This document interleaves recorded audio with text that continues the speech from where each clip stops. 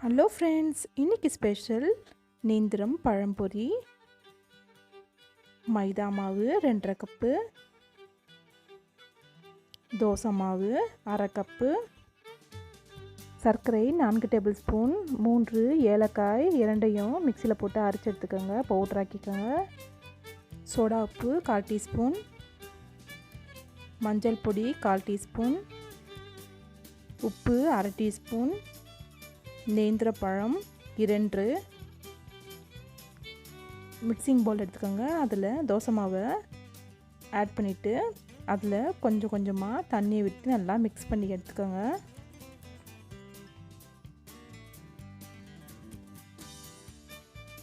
ஏலக்காய் சர்க்கரையும் சேர்த்து பவுடராக்கின சேர்த்துக்கோங்க.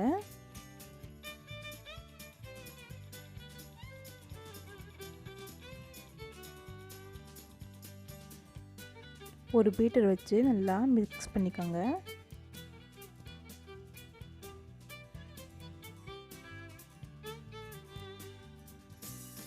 சோடா மாவு,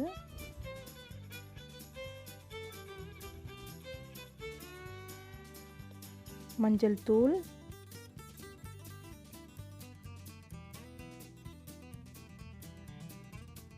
உப்பு,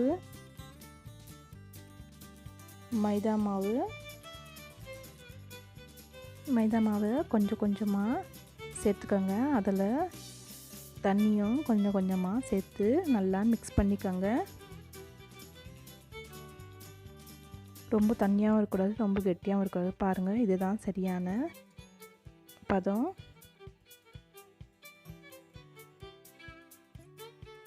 வாழைப்பழத்தை எடுத்துக்கோங்க.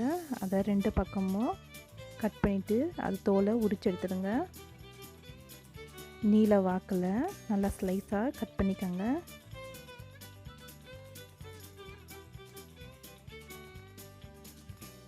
பிறகு நடுவில் ஒரு கோடு போட்டு 2ஆக டிவைட் பண்ணிக்கோங்க. எண்ணெயை தேவையான அளவுக்கு ஊற்றி நல்லா கொதிக்க விடுங்க. ரெடி பண்ணி வச்ச மாவில் கட் பண்ணி வச்ச வாழைப்பழத்தை டிப் பண்ணி எண்ணெயில் கேர்ஃபுல்லாக போடுங்க.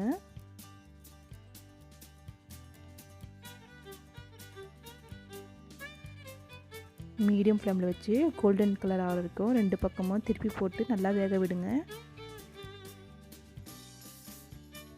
பாருங்கள், கேரளா ஸ்டைல் பழம்பொரி ரெடி ஆகிடுச்சு. இதை நேந்திர பழம் பஜ்ஜின்னு சொல்லலாம். நன்றி. சப்ஸ்கிரைப் பண்ணுங்கள், பெல் பட்டனை ப்ரெஸ் பண்ணுங்கள்.